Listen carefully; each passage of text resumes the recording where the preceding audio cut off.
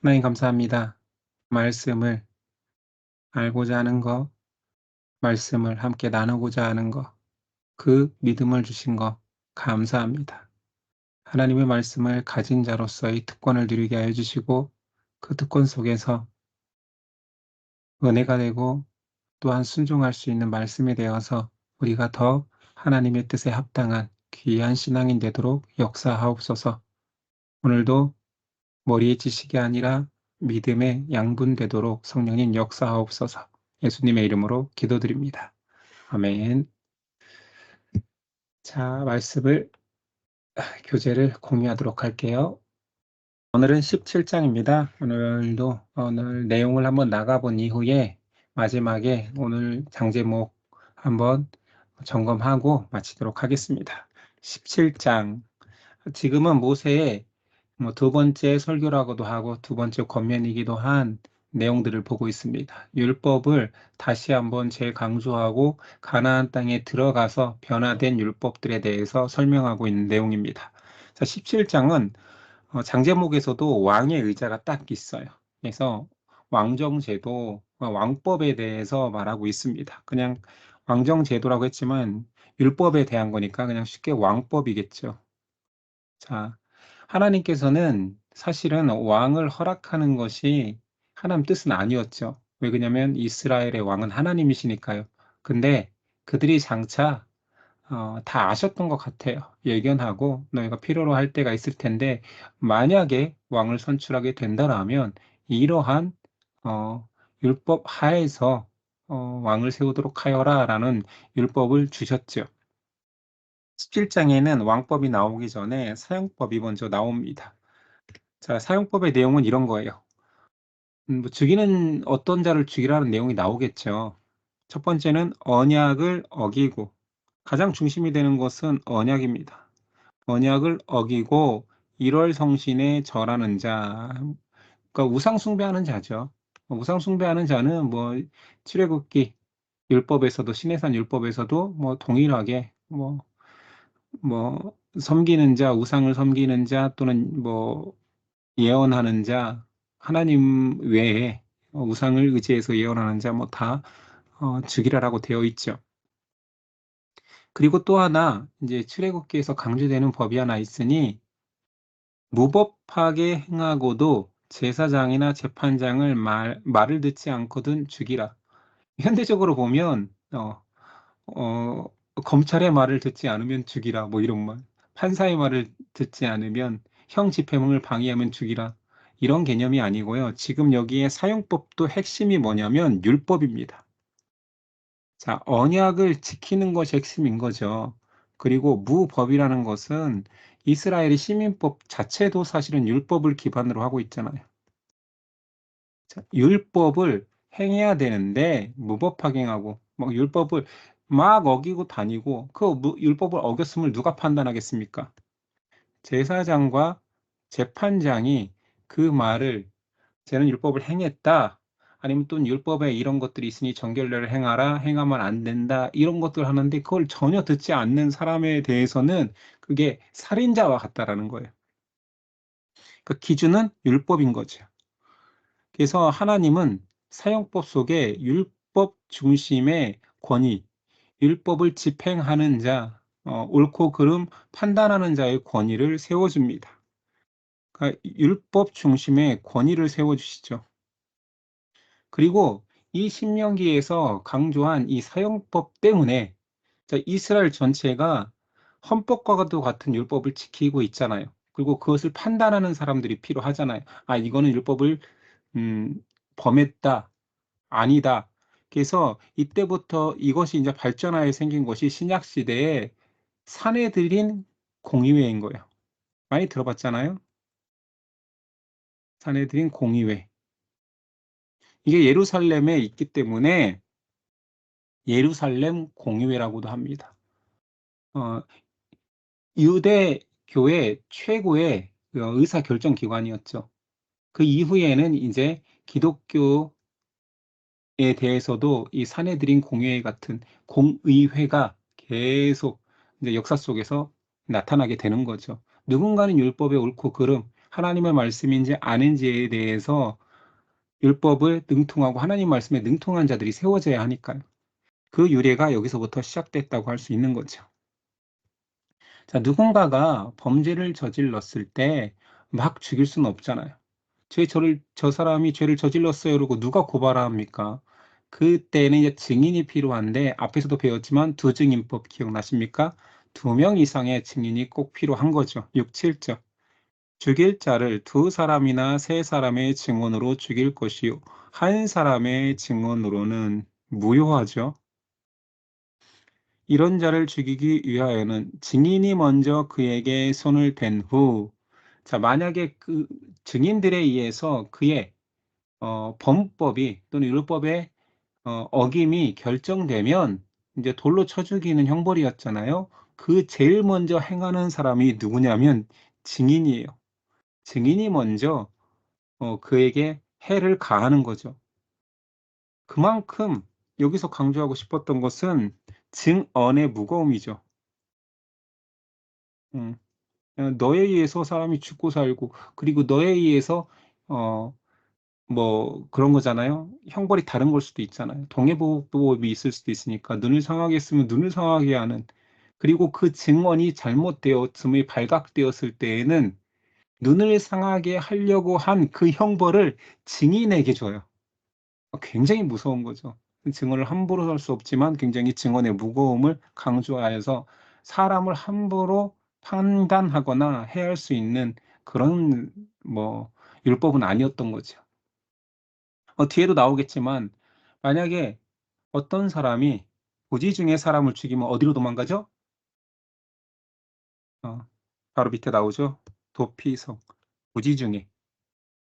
그리고 도피성으로 도망갔지만 그 사람도 재판장이나 제사장에 의해서 판결을 받아야 되잖아요.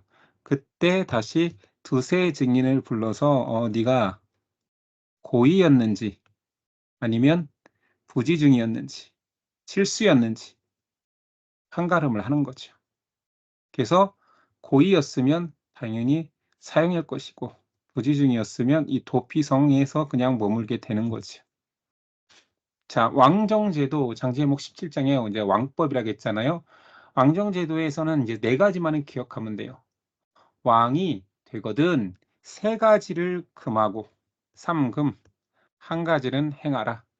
그래서 3가지는 금하고 1가지는 행하라. 그 뭐냐면, 자, 금하는 거 첫 번째, 하나님의 택한 자로만 왕을 세워라. 그러니까 금이죠.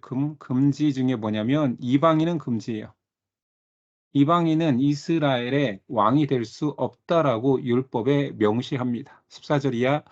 내가 내 하나님 여호와께서 내게 주시는 땅에 이르러 그 땅을 차지하고 거주할 때에 만일 우리도 우리 주의 모든 민족들 같이 우리의 왕을 세워야겠다는 생각이 나거든 반드시 내 하나님 여호와께서 택하신 자, 선지자를 통해서 택하신 자를 하나님께서 정해줬었죠.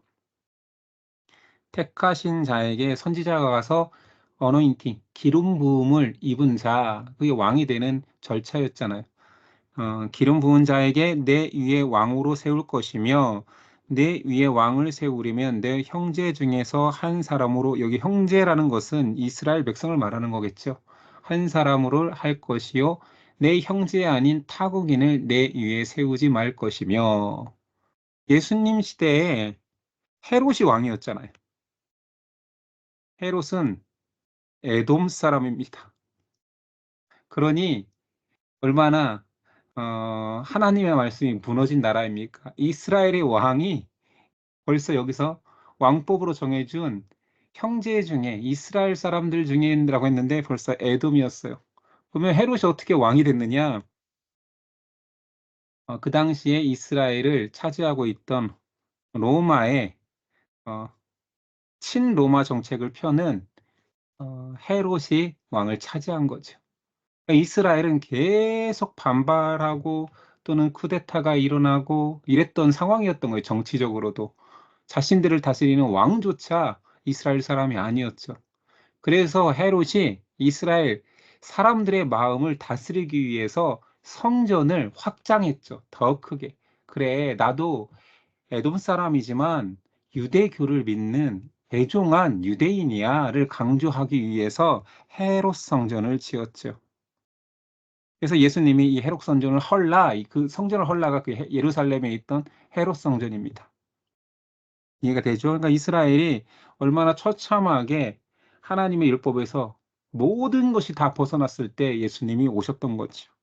자, 두 번째 왕이 돼서 금지해야 되는 것은 병마를 많이 두면 안 됩니다.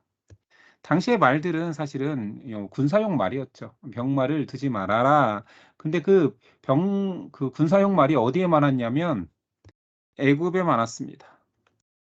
그래서 그 말을 구하라고 애굽으로 돌아가지 말라라는 거예요. 이것은 말을 구하기 위한 거지. 나 애굽에 다시 돌아가서 애굽에 살래 이런 느낌은 아닌 거죠. 16절.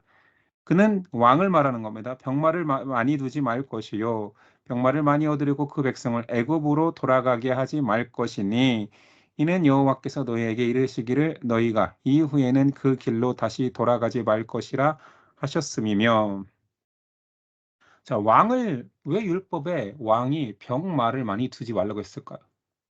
이 군사력이잖아요. 지금으로 말하면 어, 무기입니다.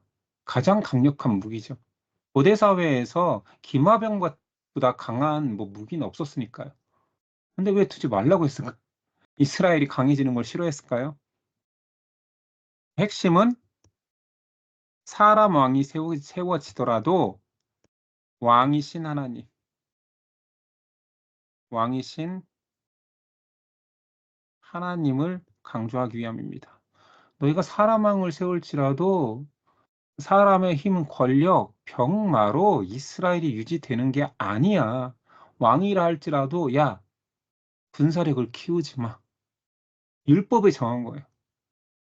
약소국이 되라 이런 게 아니라 너희는 그럴 필요가 없어. 왜 그러냐면 내가 너희를 택하여 세웠으니 내 백성이잖아. 내가 지킬 거야. 그런 거지.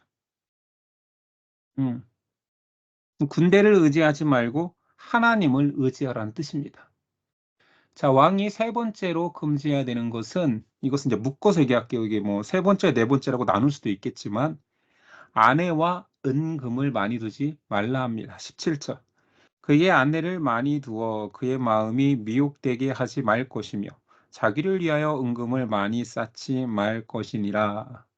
자, 고대 사회의 부족 국가의 왕들은 다 이웃 나라와 혈맹을 맺기 위해서 음, 이웃 나라의 그 뭐랄까요? 왕족 여인들과 결혼을 많이 했잖아요. 뭐 우리나라 역사 속에서도 막 그랬었죠. 그래서 왕들이 그렇게 첩을 많이 두는 것은 다 주변 국가와 화친을 맺기 위한 도구였잖아요.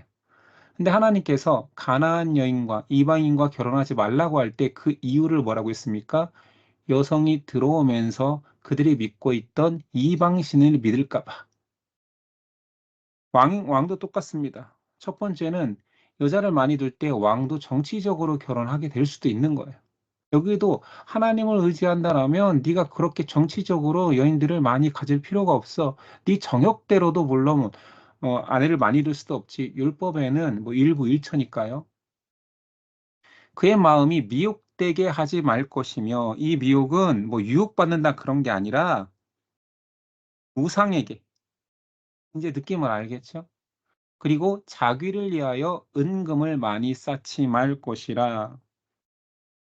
이것은 뭐 개인적인 윤리에 가깝죠. 너 왕이 되었다고 해서 재물을 쌓거나 그렇지 마. 자, 이렇게 율법으로 이런 것들을 규정해 놓으면 누가 왕이 되고 싶겠습니까? 뭐 힘을 얻을 수 있는 것도 아니고 정치적 영향력을 막 펼쳐나갈 수 있는 것도 아니고 그다음에 재물도 쌓지 말래. 왕 하지 말라라는 거죠. 니네 왕 필요하지 않아. 율법이 정했다.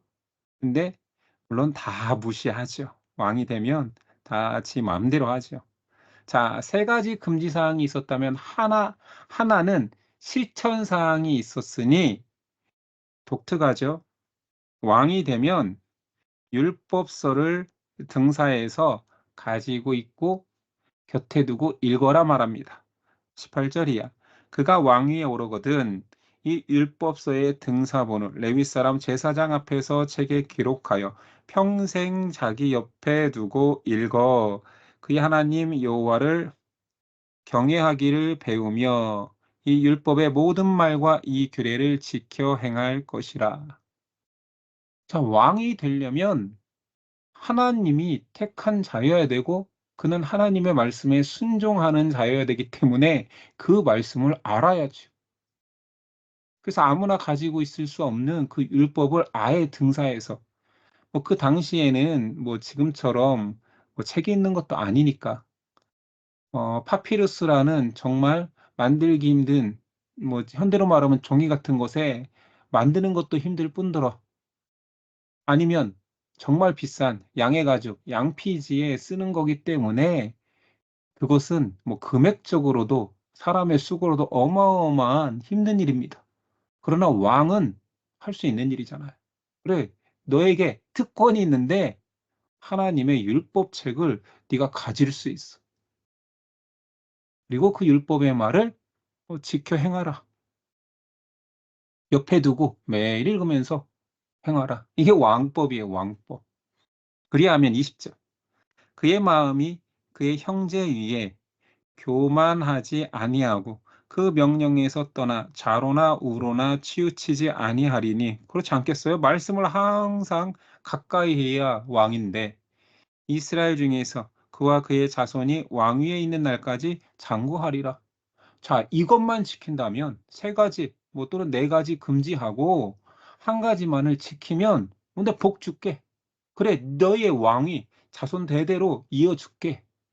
그런데 이렇게 살지 않으니까 문제인 거죠. 음. 율법대로만 살면 하나님께서는 주시겠다 합니다. 그리고 여기에 한 가지 힌트를 얻을 수 있는 게 있지요. 사람이 교만하여지는 직접적인 이유는 말씀에서 떠나서 그래. 순종할 말이 없으면 교만해지는 겁니다. 그래서 잠언 29장 18절에 이런 말이 있어요. 제가 읽어 드릴게요.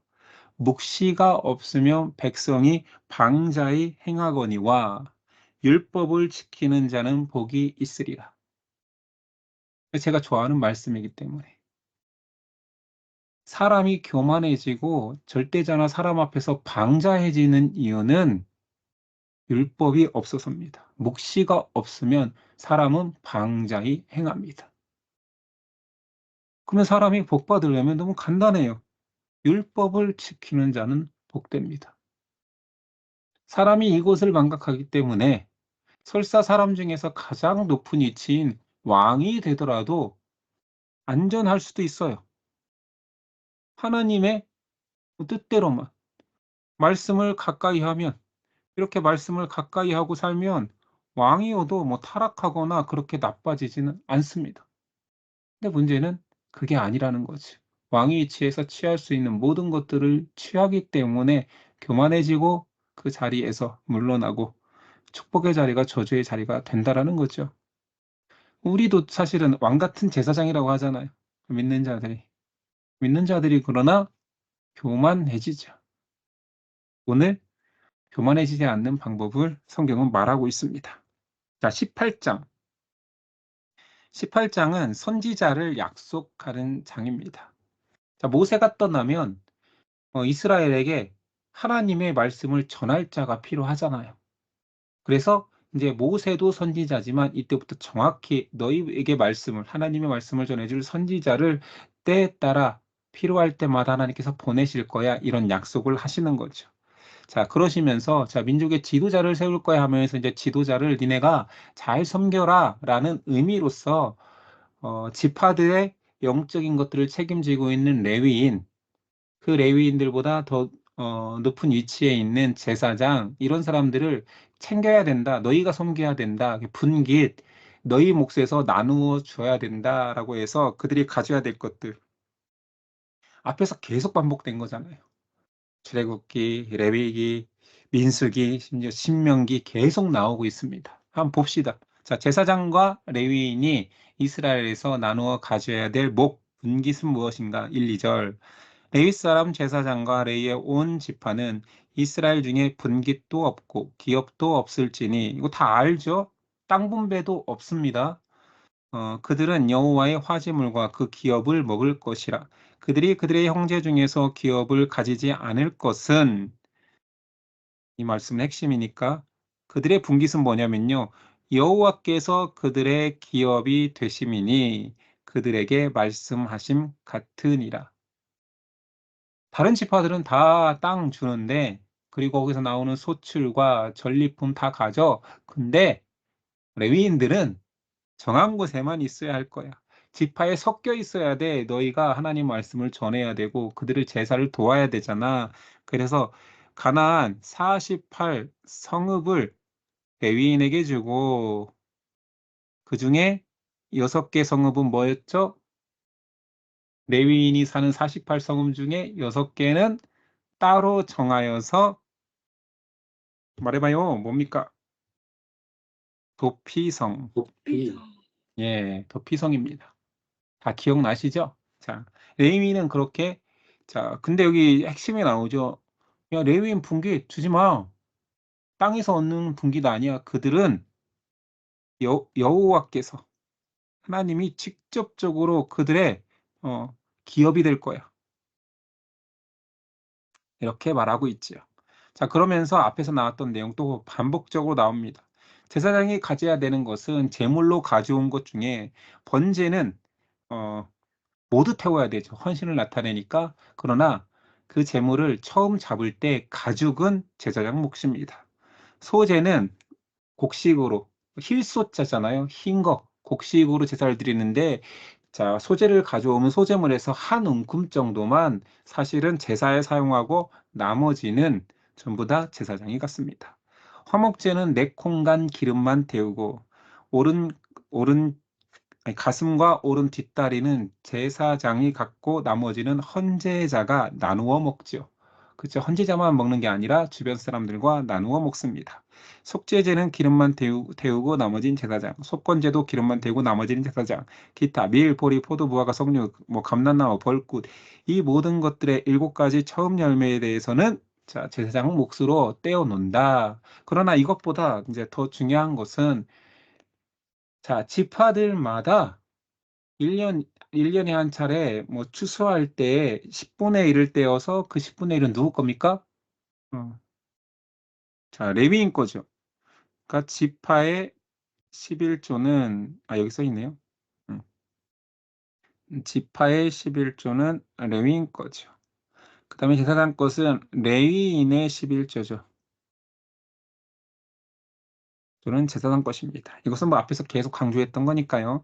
자, 민수기 18장 21절. 내가 이스라엘의 11조를 레위 자손 에게 기업으로 다 주어서 그들이 하는 일 곧 회막에서 하는 일을 갚나니, 그들은 하나님의 회막에서 계속 일하고 나중에 중앙성소가 이루어졌을 때에는 순번을 정하여서 예루살렘 중앙성전 또는 실로에 있을 때에는 실로 중앙성전에 와서 레위인들이 계속 봉사를 했죠. 자, 뭐 근데 이제 여기서 중요한 장제목이었던 이제 선지자 이야기가 나옵니다. 모세가 이제 얘기하는 거예요. 하나님의 말씀을 대언할, 나는 가나안에 못 들어가잖아. 그러나 나와 같은 선지자를 하나님께 주실 거야. 15절. 내 하나님 여호와께서 너희 가운데 내 형제 중에서 너를 위하여 나와 같은 선지자 하나를 일으키시리니 너희는 그의 말을 들을지니라. 18, 19절. 내가 그들의 형제 중에서 너와 같은 선지자 하나를 그들을 위하여 일으키고 내 말을 너 입에 두리니, 여기서 하나님이 하는 거죠. 여긴 나와 같은 선지자라고 표현할 때에는 모세가 하는 말이잖아요. 그다음에 내가 그들에게 할 때는 하나님께서 너와 같은 선지자 하나를 그들을 위해 일으키니 내 말을 그 입에 두리니 내가 그에게 명령하는 것을 그가 무리에게 다 말하리라. 누구든지 내 이름으로 전하는 내 말을 듣지 아니하는 자는 내게 벌을 받을 것이요. 하나님이 율법이라는 말씀을 주셨지만 이스라엘은 뭐 보편적으로 책으로 율법을 준 이후에 모세가 사라지니까 율법을 등한시했죠. 율법의 말씀을 거의 듣지 않았습니다. 그러니 하나님께서 안전장치로 그 율법을 강조하고 율법으로 돌아오게 할 선지자를 때에 따라 계속 보내셨죠. 그러니까 성경이 두꺼워졌잖아요. 소선지서, 대선지서, 다 선지자 이름이잖아요. 그런 선지자를 주겠다라는 약속을 모세에게 벌써 했습니다. 자, 그러면 그 사람, 니네들이 어떻게 알아보냐? 누군가 나타나서 내가 하나님의 선지자 할 수도 있잖아요. 자, 알아보는 방법. 자, 그 선지자 알아보는 법까지 주신 거예요. 22절 만일 선지자가 있어 여호와의 이름으로 말한 일에 증험하여 시험하다라는 한참 말입니다. 증험도 없고 성취함도 없으면 이는 여호와께서 말씀하신 것이 아니요 그 선지자가 제 마음대로 한 말이니 그를 두려워하지 말라. 무시하라는 거죠. 그는 선지자 아니다. 왜냐하면 그의 행함과 진술이 뭐 판단해 보니 율법에 멀어. 증언이 없어. 그리고 그가 무슨 말을 하는데 이루어지지도 않아. 성취함도 없으면 뭐 두려워하지 말라. 선지자 아니다라고 말하는 거예요. 자, 이 모세가 말한 나와 같은 선지자를 이스라엘은 굉장히 독특하게 받아들였고 그게 영적으로 정확히 받아들인 것이 있습니다. 엘리야가 있었고 엘리사가 있었고 정말 능력의 선지자들이 있었고 말씀의 선지자 이사야가 있었고 정말 호세아 같은 하나님 눈물로 이스라엘을 돌아오게 하려고 했던 선지자도 있었고 정말 많은 선지자들이 있었는데 독특하게도 모세가 말한 선지자를 하나님의 말씀을 대언할 선지자로도 이해했지만 한 사람이라는 하나라는 표현 때문에 이스라엘은 계속 여러 선지자를 배출을 했잖아요. 그리고 동시대에 여러 선지자가 활동하기도 했습니다. 남북으로 갈렸을 때는 남왕국의 선지자도 유명한 사람이 있고 북왕국에도 있고 막 겹치고 그들이 만나고 이럴 수 있었단 말이에요. 그러니 이 하나라는 개념이 진짜 하나가 아닐까라는 메시아 대망사상, 진짜 선지자, 모세가 말한 진짜 모세처럼 하나님의 말씀을 직접 대언하고 하나님께 중보하고 이스라엘이 다 죽여버리겠다고 할 때 저를 봐서 살려주세요 할 수 있는 진짜 중보자 역할을 할 수 있는 그 한 선지자가 진짜로 있는 거 아니야? 라고 생각한 거죠. 근데 그것이 하나님의 바른 뜻이었어요. 계속 말씀을 전할 구약의 선지자들이 오는 것도 왔지만 한 선지자를 기다리는 단수, 한 사람을 기다리는 것이 메시아였습니다. 그래서 이 한 선지자를 메시아 대망사상으로 계속 이어진 거예요. 그리고 예수님께서 오셔서 그래, 니네가 기다렸잖아. 모세가 말한 그 한 선지자 기다렸잖아. 모세와 같은 선지자 기다렸잖아. 근데 모세보다 더 큰 이가 여기 있다라고 말한 거예요. 히브리서 모세보다 아론보다 대제사장보다 큰 이가 예수다라고 말하는 거죠. 신약으로 가서 이제 해석이 되는 거예요. 자, 그 한 선지자 모세가 예언한 그 한 명으로 오신 예수님을 말합니다. 요한복음 6장 13, 14절. 이에 거두니 보리떡 5개로 먹고 남은 조각이 12바구니에 찼더라. 오병이어 이야기죠. 그 사람들이 예수께서 행하신 이 표적을 보고 말하되 이는 참으로 세상에 오실 그 선지자, 그 한 선지자, 우리가 그렇게 기다렸던 그 메시아인가 보다라고 고백하는 장면이 나오는 거지. 사도행전 3장 20절. 또 주께서 너희를 위하여 예정하신 그리스도, 여기선 이름이 아닙니다. 그리스도는 메시아라는 뜻이잖아요. 메시아, 곧 예수라는 사람을 보내시리니 하나님이 영원전부터 거룩한 선지자들의 입을 통하여 말씀하신 바 만물을 회복하실 때까지는 하늘이 마땅히 그를 받아두리라. 회복되기 전까지는 그 선지자, 거룩한 선지자들 입을 통해서 말한 그 한 선지자는 하늘이 받아두고 계신대요. 모세가 말하되 모세가 말한 이 말씀 지금 신명기 말을 인용하는 거예요. 주 하나님이 너희를 위하여 너희 형제 가운데 나 같은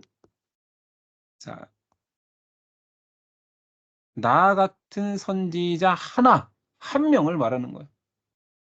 사도행전 저자는 지금까지 왔던 선지자들은 거룩한 선지자들의 입을 통하여서 회복시켰어. 율법으로 돌아오게 했어. 이스라엘의 명맥을 유지하게 했어. 그런데 모세가 말한 그 속에는 또 다른 뜻이 하나 있으니 진짜 하나를 말한 거야. 세울 것이니 너희가 무엇이든지 그의 모든 말을 들을 것이라. 이게 누구라고요? 예수님을 증언할 때 모세가 한 말을 인용한 것입니다. 됐죠?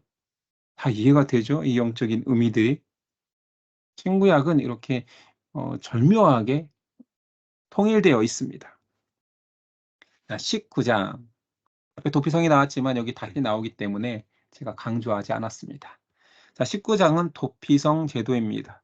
알다시피 도피성은 부지 중에 실수로 사람을 죽였을 때 그 가족들한테, 만약에 그 살해당한 사람의 가족들한테 걸려서 죽으면 어쩔 수 없어요. 그럼 가족들도 어, 동해보복법에 의해서 한 거기 때문에 율법에 하자가 없어요. 그건 살인이 아닙니다. 그러니까 부지 중에 누군가를 죽였다라는 거, 그것을 증명하고 싶으면 살아서 가족들을, 그 피해자의 가족들을 다 피해서 가까운 도피성 안까지 쏙 들어가야 돼요. 도피성에 가기 전에 죽임을 당하면 그 보복한 자는 죄가 없습니다. 그리고 혹 도피성에서 나왔다가 죽임을 당해도 죄가 없습니다. 동해보복법에 의해서. 도피성이 어떤 개념인지 아시잖아요. 자, 핵심은 부지 중에 살인한 자를 구하는, 살인할 정도까지는 아니었다. 우리 지금 법정 용어로 하면 과실치사 한 사람은 동해보복으로 죽일 수는 없잖아. 그리고 무조건 실수였습니다 말하지 않고, 아까 말했죠. 징인법에서 나왔잖아. 두세 징인법. 재판 때까지 판결에 의해서 부지중이었어. 그러면 이제 도피성에서 살게 하는 것입니다. 그러니까 도피성은 도피성이기도 하지만 감옥의 역할도 했어요. 여기 재판이 끝나면 실수로 죽였어 하면 해방되는 게 아니고 자기 집으로 돌아가는 게 아니고 음, 도피성에서 살아야 됩니다. 언제까지? 혹시 기억나십니까? 언제까지? 도피성 앞에서 할 때 나왔는데 네. 그 당대에 살아있는 대제사장이 죽을 때까지. 대제사장이 내 도피성에 있는, 제가 만약에 도피성에 있는데 제 생전에 안 죽어. 그럼 죽을 때까지 도피성이 감옥이 되는 거예요. 물론 감옥처럼 갇혀 있지는 않습니다. 레위인이 사는 성읍이니까. 제사장이 죽을 때까지. 이것도 사실 놀라운 거죠. 대제사장, 진짜 대제사장이 히브리서에 누굽니까? 예수 그리스도. 예수 그리스도가, 여긴 대제사장이 그냥 자연사 하는 거잖아요. 죽을 때까지인데 진짜 대제사장 예수님이 오셔서 죽으시면 사면, 모든 사람은 죄의 싹슨 사망 살인자입니다. 영적으로. 그런데 대제사장이 죽으면 사면이에요. 자, 올해 제가 1월에 실수로 사람을 죽였습니다. 도피성에 들어와서 재판을 받았는데 그게 부증에 죽인 게 맞아. 두세 증인이 봤는데 실수였던 것 같아라고 해서 사형을 면하면, 근데 4월에 갑자기 4월의 봄날에 대제사장이 죽어버립니다. 그러면 그 사람은 사면이에요. 독특하죠? 어, 대제사장이 죽기를 기도해야 돼. 근데 그게 참 독특한 거죠. 그게 영적인 신약의 해석. 그리스도께서 죽으셔야 사면된다. 대속, 대속자로 오신 예수님을 강조하기 위한 하나님의 큰 그림이었던 거지요. 이해되시죠? 굉장히 영적인 거고 어려운 것 같지만 신앙인들은 이해가 되는. 됐죠? 2, 3절. 내 하나님 여호와께서 내게 기업으로 주신 땅 가운데에서 새 성읍을 너를 위하여 구별하고, 도피성이 몇 개입니까? 어, 도피성이 6개인데 왜 새 성읍입니까? 주신 땅, 가나안에는 3개죠. 가나안에는 3개입니다. 밑에 그림이 있으니까요. 하나님 여호와께서 내게 기업으로 주시는 땅 전체를 세 구역으로 나누어 길을 닦고, 길을 닦아야죠. 거기 뭐 산을 넘고 막 숲을 지나고 막 이러면 어떻게 도망칩니까? 모든 살인자들을 그 성읍으로 도피하게 하라. 그래서 도피성의 위치가 가나안 땅의 3개. 앞에서 배웠죠. 가나안 동편, 서편이 가나안이죠. 요단강이죠. 요단강. 동편에 먼저 세워졌던 3개, 둘, 셋. 아이고, 둘, 셋. 여기에도 하나, 둘, 셋. 혹시 암기장치 기억나요? 도망갈 때 요단강을 건너야 되니까 물길을 건너야 되잖아요. 어떻게 건넌다고요? 발길로 막 도망쳐야 되니까 발길 베고 물 갈러, 무간르. 음, 음. 자, 바산곤란, 발. 바산곤란이 바산곤란을 합쳐서 그냥 발로 한 거예요. 발, 길르한 나무 길, 여기 베셀, 베고, 문하세, 문하세 지파, 간, 르벤 지파, 무간르, 발길 베고 물 갈러. 저는 외워졌는데 여러분들 잘 모르겠네요. 자, 그러면 더 중요한 가나안 땅에 있는 그 도피성은 왜 안 가르쳐 줍니까? 라고 말한다면 암기 장치가 있을까요? 없을까요? 이건 없습니다. 왜 없냐면 이거는 이스라엘 지명의 핵심이기 때문에 그냥 알아야 돼요. 여러분들이 기본적으로 자, 가나안 위쪽에 있는 게데스와 자, 그래서 갈릴리 게데스라고 하는 거예요. 이게 갈릴리 주변이잖아요. 갈릴리 호수 위에 있는 갈릴리 게데스와 세겜과 헤브론 정도는 주요 지명입니다. 계속 나와요. 이스라엘 역사 속에서 계속 나옵니다. 지난 시간에 우리가 축복을 선포하는 아라랏산과 아니 아라랏산이 아니죠. 축복산이 뭐죠? 에발산. 뭐, 와 이게 생각 어, 왜 갑자기 축복산이 생각이 안 나죠? 그리심산. 그리심산과 에발산. 그 세겜의 그 세겜에서 바라볼 때 오른쪽 왼쪽 그리심산, 에발산 이 존재했다고 했잖아요. 빨간색 옷으니까 안 보이지. 자, 세겜의 양쪽에서 보인다. 양쪽에 그리심산, 에발산, 축복과제를 선포해라. 요단강에 넘어가거든. 그 세겜입니다. 그리고 헤브론은 그냥 예루살렘 전에 이스라엘 전체의 수도라고 보면 돼요. 헤브론은 다윗이 왕되었던 곳이죠. 다윗이 유다 지파의 왕이 됐었잖아요. 먼저 통일 왕이 되기 전에 유다의 핵심 지역인 헤브론입니다. 계속 나오죠. 사실 창세기부터 계속 나왔던 곳이에요. 헤브론은.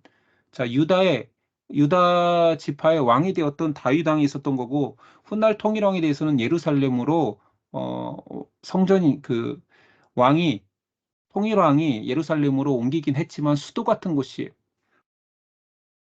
남유다와 북이스라엘로 나누어졌을 때 세겜은 북이스라엘의 수도입니다. 그러니까 남쪽의 수도격인 헤브론과 북쪽의 수도격인 세겜과 이스라엘의 북쪽 경계에 가까운 가데스는 그냥 핵심적으로 알아야 되는 거예요. 이게 가나안 땅이니까. 그래서 그 암기장치가 필요 없어요. 왜 그러냐면 서울, 대전, 부산과 같은 것을 무슨 암기장치로 외웁니까? 서울은 서울이고 부산은 부산, 대구는 대구. 이런 중요 지명은 알고 있듯이 근데 여기는 잘 안 외워지거든요. 그래서 발길 외고 무간르라고 할 정도로 동편에 있는 도피성만 외우면 돼요. 가나안 땅에 있는 도피성은 저희 꼭대기는 갈릴리 쪽의 게데스, 중간에 세겜, 밑에 쪽은 헤브론 이러면 되니까요. 그래서 이 세 개는 암기장치가 없습니다. 상관없죠. 이제 갈릴리 게데스, 세겜, 헤브론 이렇게 외워놓으면 됩니다. 자, 그럼 증인이 어떻게 증인의 규례도 정해놔야 아무나 모함해서 죽이지 않겠죠. 18절이야. 재판장은 자세히 조사하여 그 증인이 거짓을 증거하여 그 형제를 거짓으로 모함한 것이 판명되면 그가 그의 형제에게 행하려고 꾀한 그대로 그에게 행하며 자, 증인 잘못 썼다가 그가 살인죄를 증인을 섰으면 그게 거짓말임이 판명되면 그가 그 살인을 당하게 되는 거예요. 어, 그대로 그에게 행하여 너희 중에서 악을 제하라. 내 눈이 긍휼히 여기지 말라. 거짓 증인에 대해는 긍휼히 여기지 말래요. 생명에는 생명으로, 눈에는 눈으로, 이에는 이로, 손에는 손으로, 발에는 발로이니라. 이 동해보복법이잖아요. 같은 걸로 보복을 해라. 동해보복법은 사실은 우리가 언뜻 보기에는 굉장히 과한 처사 같지만 과거 성문화된 법이었고 시민법이 세워지지 않은 고대 사회에 이런 법은 사실은 파격적인 사람 중심법입니다. 자꾸 고대법과 현대법을 우리가 이해하면서 현대법이 너무 솜방망이 처벌이야.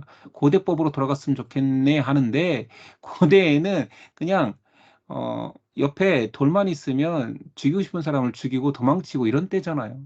뭐 경찰이 있습니까? 뭐가 있습니까? 군인이 있습니까? 뭐가 있습니까? 그러니까 고대의 이런 것들은 현대의 시각으로 봐서는 안 되고 굉장히 긍휼히 여기라는 말이고 증인을 서더라도 조심하라는 얘기예요. 함부로 모함하지 말라라는 거예요. 누군가의 이를 상하게 하다가는 네 이가 뽑히는 수가 있고 누군가의 눈이 밉다고 눈을 상하게 하다가는 네 눈이 뽑히고 그러니 굉장히 인간 중심법이라는 것을 고대 사회 속에 들어가서 보면 사람 중심법이라는 것을 깨닫게 되죠. 이것만 딱 떼다가 현대적 해석을 해서는 안 되고요. 자, 그래서 두 증인법이라고 앞에서 배웠죠. 두세 사람이 아니면 증인으로 채택되지도 않아. 함부로 사람을 판결할 수 없어. 민수기에 나오지요. 죽일 자를 두 사람이나 세 사람의 증언으로 죽일 것이요 한 사람의 증언으로는 죽이지 말 것이며. 신명기 법도 여기서 또 동일하죠. 여기 동해보호법 비교해 볼까요? 출애굽기에 나온 내용입니다. 그러나 다른 애가 있으면 갚되 생명은 생명으로 눈은 눈으로 이는 이로 손은 손으로 발은 발로 된 것은 된 것으로 상하게 한 것은 상함으로 때린 상함으로 상하게 한 것은 상함으로 때린 것은 때림으로 갚을지니라. 더 과하게 한 대 맞았다고 두 대 때리지 말고 이를 상하게 했다고 눈을 뽑지 말고 손을 다치게 했다라고 목숨을 해하지 말라라는 거죠. 레위기 24장 20절 상처에는 상처로 눈에는 눈으로 이에는 이에로 갚을지라 남에게 상해를 입힌 그대로 그에게 그렇게 할 것이며 물론 보복을 딱 그만큼만 하라는 것도 있지만 이런 동해보복법이 있었기 때문에 함부로 보복도 안 했겠죠. 함부로 처음부터 상해를 입히지도 않았겠죠. 뭐 그런 역할도 있었을 것입니다. 그러면서 재미있는 율법이 하나 더 추가되니 자 땅을 허락받잖아요. 땅. 사람 땅을 허락받는데 지금처럼 우리가 이렇게 뭐 땅을 이렇게 표시되어 있는 이런 것들이 없잖아요. 고대 사회인데 누가 그 뭐죠? 이렇게 지적도를 가지고 다니면서 여기서 여기까지가 우리 땅이고 뭐 그때 뭐 특정 건물도 없을 텐데 광야 같은 곳에서 이 땅 내 땅 어떻게 알아요? 이제 이스라엘은 처음으로 땅을 얻었는데 그래서 이런 율법도 생긴 거예요. 이것이 이제 신명기 율법이라고 할 수밖에 없는 거죠. 만약에 이 14절을 딱 써 놓고 출애굽기, 레위기, 민수기, 신명기 중에 어디 말씀일까요? 하면 당연히 마지막에 가나안에 들어가서 생긴 법이겠구나를 아는 거예요. 한번 읽어 볼까요? 내 하나님 여호와께서 내게 주어 차지하게 하시는 땅 가나안 땅이죠. 곧 내 소유가 지파별로 분배가 될 텐데 그 기업의 땅에서 조상이 정한 내 이웃의 경계표를 옮기지 말래요. 되게 웃기잖아. 이런 그냥 광야 같은 건물도 없어. 여기 이렇게 마을 모여 살고 마을 모여 살아. 그러나 땅은 있을 거 아니야. 여기가 우리 땅인데 야 어떻게 구분하냐? 뭘로 한다고요? 경계표라는 게 고대 사회의 경계표가 뭐겠습니까? 돌 세우는 거예요, 돌 세우는 거. 그런데 이 비마을 사람이 아침에 산책하다가 '어 저쪽 땅 좀 좋아 보이는데?' 그럼 어떻게 하면 돼요? 아침 산책하면서 발로 툭툭 차서 이렇게 넘기 밀으면 되는 거예요. 이렇게 되는 거야 경계표가. 발로 툭툭 차서 내 땅 이러면 끝나는 거 아니에요. 또 돌아가신 모세를 불러오겠어요? 아니면 여호수아 바쁜데 민족의 지도자 "여호수아 일로 와서 이 땅 좀 봐 봐. 네가 여기 우리 졌잖아." 어떻게 알아? 제가 이걸 보면서 되게 웃겼어요. 어 아침마다 바뀌겠는데? 이로 갔다가 인제 A가 갔더니 "이거 아니잖아. 누가 옮겨 놨어." 이럴 거 아니에요. 계속 왔다 갔다 할 거 아니에요. 응? 어디 봤더니 이렇게 우물이 하나 생겼어. 저 우물 필요한데? 이미 B가 일찍 가서 이렇게 경계표 바꿔 놓으면 되는 거 아니에요. 경계석을 가지고 했을 거 아니에요. 그러니까 율법에 명시를 해 놓은 거예요. 재밌는 명시지만 꼭 필요한 명시죠. "옮기지 마라. 옮기다 걸리면 죽는다." 뭐 이런 거지 협박인 거죠. 저는 되게 재밌었는데 혼자 상상하면서 '아 얘네 사람들 다 똑같겠구나. 율법에 안 써 놨으면 틀림없이 저거 아침마다 옮기고 저녁마다 옮기고 잠 못 자고 옮기고 그 앞에 텐트 치고 살고 이게 내 땅인데 옮겼다고 막 멱살 잡고 그러지 않았겠어요? 사람인데. 오늘 더 나가야 되는데. 전쟁 시위점 나갈 수 있는 저 짧으니까 한번 더 나가 봅시다. 20 장까지만 할게요. 그냥 왕법이 있었고 그 장제목은 마지막 장 그 왕의 의자 옆에 군인들이 쭉 서 있습니다. 그게 전쟁법을 나타내는 그 그림인 거죠. 자, 전쟁 시위점은 첫 번째 핵심이죠. 전쟁도 하나님이 하신다. 전쟁은 주께 속해 있다. 찬양적에 있죠. 전쟁은 우리에게 속한 것이 하나님께 속하였으니. 이건 성경 말씀이죠. 계속 강조한 거죠. 전쟁 니네가 하는 거 아니야. 니네는 총칼 들고 하지 마. 가서 찬양해. 가서 제사장이 있고 북을 쳐. 내가 할 거야. 믿기 힘든 일이죠. 여리고성을 돌아. 소리쳐. 내가 할 거야. 전쟁은 나한테 속했어. 이게 핵심입니다. 그러니 첫 번째 명령은 내가 함께하니 뭐라고 했어요? 두려워 말라. 1 절. 내가 나가서 하나님이 말씀하시는 거예요. 내가 나가서 적군과 싸우려고 할 때에 말과 병거와 백성이 너보다 많음을 볼지라도 당연히 많겠죠. 무기도 없는데 지키고 있는 공성전을 어떻게 합니까? 그들을 두려워하지 말라. 애굽 땅에서 너를 인도하여 내신 내 하나님 여호와께서 너와 함께 하시느니라. 하나님이 싸우신다. 모세가 말하는 거지. 자, 그러면서 재밌는 전쟁에 나갈 때 면제자들이 나옵니다. 이거 연결되는 거예요. 이제 하나님이 하셔. 자, 하나님이 전쟁하신다. 하심을 알고 있는다라면 자, 오지 마 이런 사람들은 첫 번째 새 집을 짓고 낙성시 새 집에 들어가서 자보는 일을 안 한 거야. 열심히 새 짓는 것이 뭐 지금도 집 하나 얻는 것이 뭐 일생일대 목표인지는 잘 모르겠지만 옛날 사람들도 비슷했나 봐요. 새 집을 열심히 지었는데 아직 들어가 자보지도 못했어. 낙성식도 못했어. 집들이도 못했는데 전쟁터였다고 모이라고 하면 그냥 집이나 더 져. 첫 번째 사람이 되게 독특하죠. 집을 지었는데 짓고 있으면 가야겠죠. 다 지었는데 아직 낙성식을 못했어. 뭐 동네 사람들 가족들 초대해서 집들이 안 했어. 그러면 너 전쟁 오지 마. 민주사회가 되게 독특해요. 두 번째, 용씨 형제는 아직 전쟁 못 와요. 지금 전쟁 나면 용씨 형제는 못 와. 낙성식을 안 했어. 빨리 낙성식을 하세요. 전쟁에 참여하려면. 두 번째는 포도원을 만들었는데 열심히 가꿨는데 그 첫 열매를 아직 못 땄어. 오지 말래요. 세 번째, 약혼하고 이제 신랑 신부 맞이할 날만 기다리고 있는데 전쟁터였다고 오라고 하면 아니에요. 그 사람들은 면제자예요.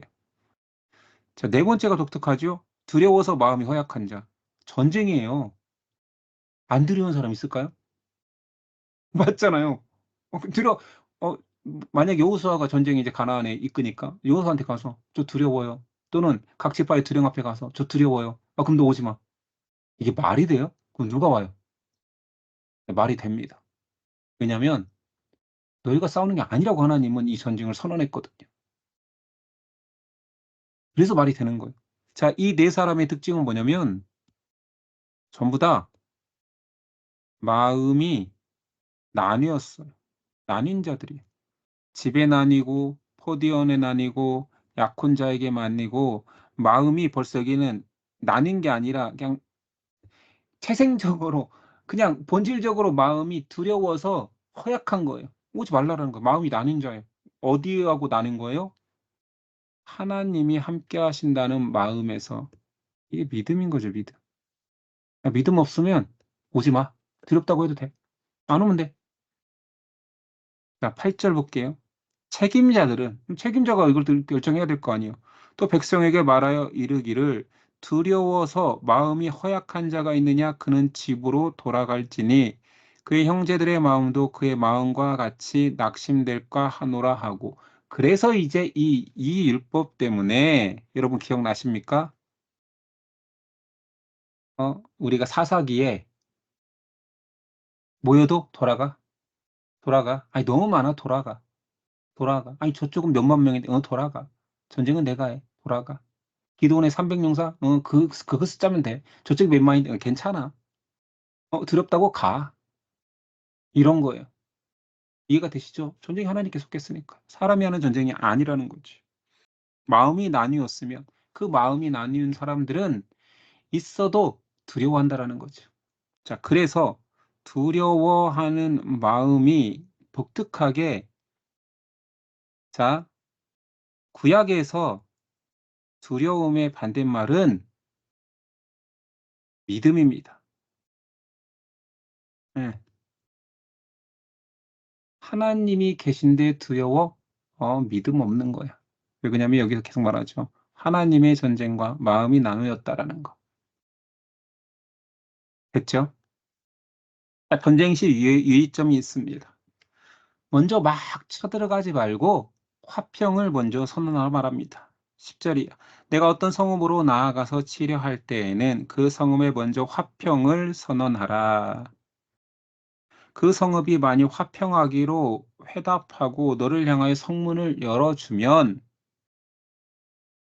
그 모든 주민에게서 내가 조공을 바치고 너를 섬기게 할 것이다. 그냥 종으로 삼아라.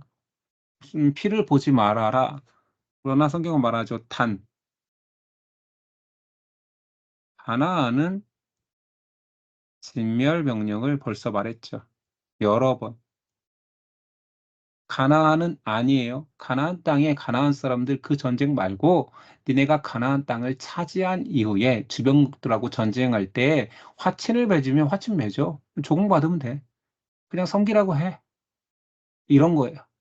아시겠죠? 이게 가나안에 들어가는 마당에 화친을 맺으라고요? 이런 거 아닙니다. 음, 가나안이 아니고 그 이후에 또는 가나안에 살고 있는 여러 잡족, 이방 사람들하고 여러 가나안 그 일곱 족속 외에도 가나안에는 여러 족속들이 살았고 실제로 다른 족속들은 귀속되기도 합니다. 여호와 신앙을 고백하는 사람들. 자, 그리고 성읍에 전쟁을 치루었을 때 독특한 이것도 이제 신명기 율법에 나오는 독특한 내용인데 그 성읍 안에 있는 과목은 남기고 수목은 전쟁기구로 다시 만들으래요. 그때 무기가 필요하니까요. 수목. 어, 과실수는 그냥 남겨. 그러나 유실수는 남겨. 그러나 수목은 그냥 무기로 만들면 되는 거야. 깎아서 만들든 만들어라라고 얘기하는 거죠. 19, 20절. 너희가 어떤 성읍을 오랫동안 에워싸고 그 성읍을 쳐서 점령하라 할 때에도 도끼를 둘러 그곳의 나무를 찍어내지 말라. 이 환경론자들이 얼마나 좋아하겠냐고요. 이런 것들은 환경론자들이 다 쓰는 내용들인 거죠. 그것도 그래요. 오병이어도 그렇습니다. 오병이어 기적 이후에 예수님은 그 쓰레기들 먹고 남은 음식 쓰레기를 다 모았다. 환경론자들이 좋아하는 인용하는 내용들입니다. 이는 너희가 먹을 것이 될 것임이니 찍지 말라. 들의 수목이 사람이냐 너희가 어찌 그것을 애워싸겠느냐. 다만 과목이 아닌 수목은 찍어내어 너희와 싸우는 그 성읍을 치는 기구를 만들어 무기 만들으라는 거죠. 그 성읍을 함락시킬 때까지 쓸지니라. 친환경 하라는 얘기가 아니라 그 당시에 전쟁은 처참했습니다. 왜냐하면 어떤 방식을 썼냐면 자 성읍에 둘러싸여 있는 과목, 수목이 있어요. 뭐 있겠어요? 전쟁의 제일 좋은 방법은 불질러 버리는 거죠. 그런 처참한 방법, 하나님의 방식이 아닌 인간적인 방법 쓰지 말고 그 성읍 사람들에게 그런 비인간적인 방법으로 전쟁 치르지 말고 하나님이 할 테니 성읍은 내가 무너뜨리고 점령하게 할 테니 그렇게 하지 말라라는 거예요. 그 도시 자체를 폐허 만들지 말라라는 거예요. 그럼 내가 하는 전쟁이 아니잖아. 그거는 니네 방식. 아시겠죠? 그런 내용입니다. 오늘 여기까지 할게요.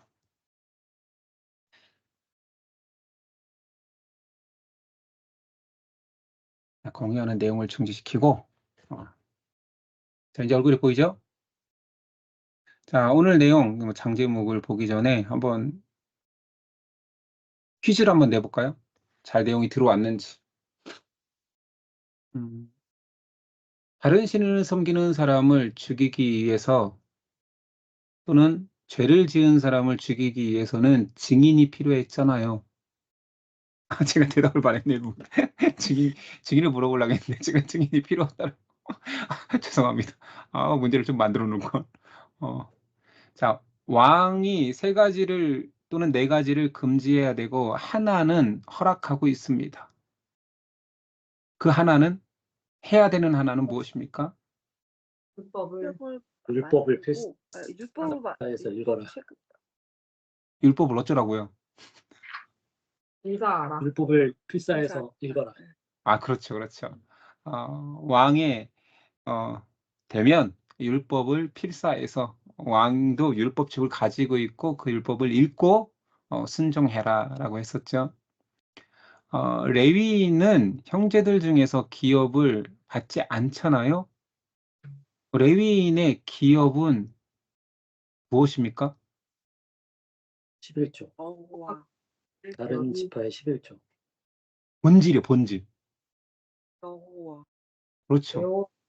예, 여호와가 너희의 기업이 되기 때문이다. 그러니 너희는 받지 마라.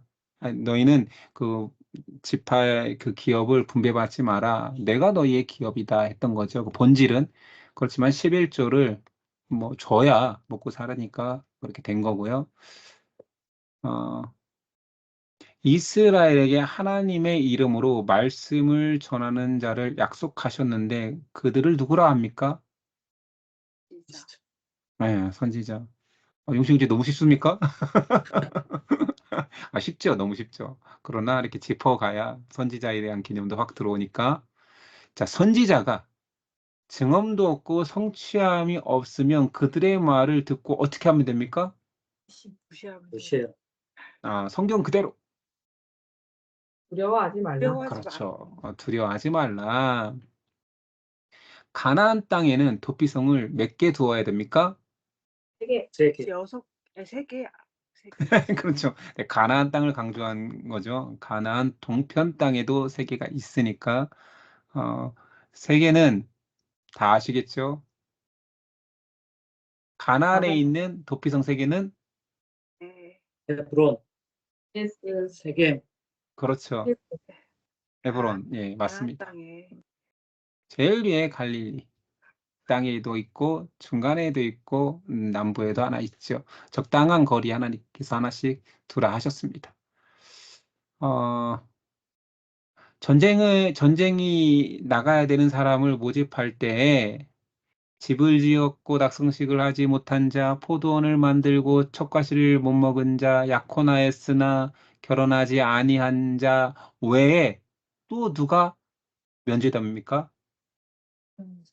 두려워서 두려움했던 예, 두려워서 마음이 약한 자. 독특한 거죠. 아무도 전쟁 안 오죠, 그러면. 그런데 참여하는 자들이 있습니다. 믿음으로. 왜냐하면 하나님이 치르는 전쟁에 참전하는 거죠. 왜냐하면 전리품 하나님이 그냥 주시니까. 음. 어떤 성읍과 가나안을 제외한 어떤 성과 전쟁을 시작할 때 가장 먼저 해야 되는 일은 화평을 선언하라. 그렇죠. 화평을 전하라. 이거는 번외지만 가나안 뭐 성경은 7족속도 나오고 6족속으로도 표현됩니다. 진멸하라고 하신 이유는 우상. 네. 사실은 전쟁에서 화평을 요구했을 때 거절하고 싸우면 남성들은 다 죽여야 돼요. 어린아이 남자도 다 죽여야 돼요. 여성과 어린 여성만 살려서 사실은 노예로 삼을 수 있는데 가나안에 있는 모든 여성 어린이까지 다 진멸하라고 하신 이유는 그들이 가진 신앙의 그런 쓴 더러움이 계속 전수될까 봐 진멸을 명령하셨죠. 자, 오늘 내용 여기까지 했습니다. 장제목은요, 다음에 좀 더 나가고 복습하도록 할게요. 오늘은 여기까지 하겠습니다. 제가 기도하고 마치겠습니다. 주님, 율법의 내용이 많은 것 같지만 우리의 죄가 다양하고 우리의 욕심이 다양한데 과연 이 율법으로 우리가 절제되고 율법을 순종함으로 바르게 살 수 있을지 의문이 들 지경입니다. 모를 때에는 율법이 과한 것 같고 저렇게 사는 것이 답답하고 아무도 살 수 없을 것 같은 족쇄 같았으나 율법을 살펴보니 그 안에 사랑이 있습니다. 그 안에 하나님의 배려가 있습니다. 예수 그리스도 율법을 완성하신 예수님의 시선으로 다시 율법을 보니 사람을 향한 하나님의 보호하심과 인도하심이 있습니다. 감사합니다. 하나님이 그렇게 태초부터 지금까지 우리를 향한 신실하신 사랑과 계획을 멈추지 않으셨습니다. 그 놀라운 계획이 지금 우리가 우리 안에서 나누어지고 성취하심을 그리스도로 성취하심을 보고 있습니다. 그런 본세대로 살게 해 주시고 불러주심에 감사합니다. 우리가 이 감격을 잊지 않고 살아가며 수천 년 전 모세에게 예언하였던 나와 같은 선지자, 한 명의 선지자 예수 그리스도를 우리가 알 수 있는 은혜를 주심 또한 감사드립니다. 그 은혜로 하나님 백성 되었사오니 메시아 되신 예수님을 온전히 붙들고 살아갈 수 있는 우리 신앙인 되도록 역사하옵소서. 오늘도 말씀 주신 하나님께 감사하오며 예수님의 이름으로 기도드렸습니다. 아멘.